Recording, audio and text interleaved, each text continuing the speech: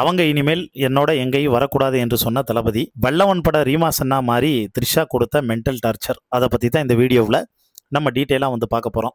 அதுக்கு முன்னால் நம்ம சேனலை சப்ஸ்கிரைப் பண்ணாமல் இருந்தீங்கன்னா மறக்காமல் சப்ஸ்கிரைப் பண்ணிக்கோங்க.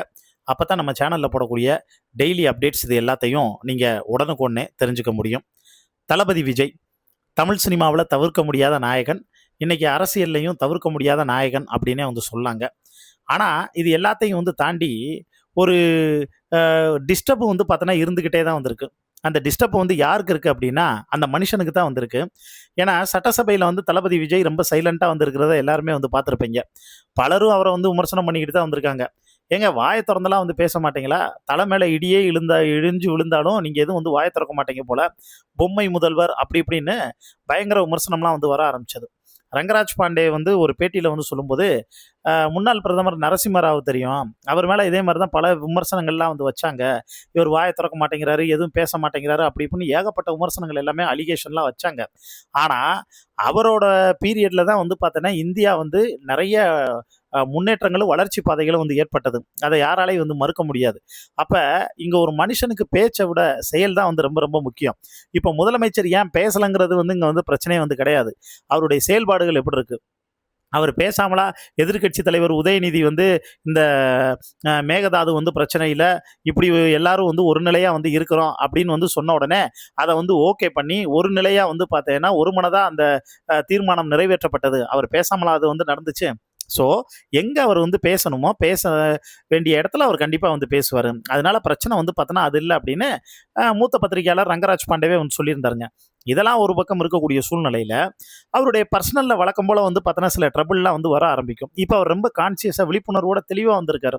என்னென்னா மக்கள் தன்னை பற்றி என்ன சொல்கிறாங்க, என்னென்ன குறைகள்லாம் வந்து வருது, என்னென்ன விமர்சனங்கள்லாம் வந்து வருது, இது எல்லாத்தையும் அவர் அப்சர்வ் பண்ண வந்து ஆரம்பிச்சிட்டாருங்க.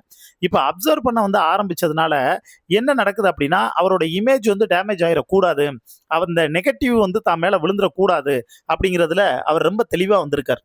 புரட்சி தலைவர் எம்ஜிஆரும் சரி, புரட்சி தலைவி ஜெயலலிதாவும் சரி அந்த விஷயத்தில் ரொம்ப தெளிவாக இருந்தாங்க. அதுக்கப்புறம் இப்போ தளபதி விஜயும் ரொம்ப தெளிவாக இருந்தார். அவர் மேலே இப்போ வைக்கக்கூடிய மிகப்பெரிய குற்றச்சாட்டு என்னன்னா, வீட்டை பொண்டாட்டிய குடும்பத்தவே ஒழுங்காக பார்த்துக்க தெரியாத ஒரு மனுஷனால நாட்டை எப்படி வந்து பார்த்துக்க முடியும் அப்படிங்கிற இந்த விமர்சனம் தான். இந்த விமர்சனம் இப்போ வரைக்கும் தொடர்ந்து இருந்துக்கிட்டே தாங்க வந்து இருக்குது. ஆனால் அது எல்லாத்தையும் வந்து தாண்டி அவருடைய நடைமுறை செயல்பாடுகள் அஃபிஷியலில் வந்து பார்த்தோன்னா எப்படி இருக்குது அப்படின்னு மக்கள் வந்து அவருக்கு இன்னும் அதிகமாக வந்து சப்போர்ட் பண்ணிக்கிட்டே தான் வந்திருக்காங்க.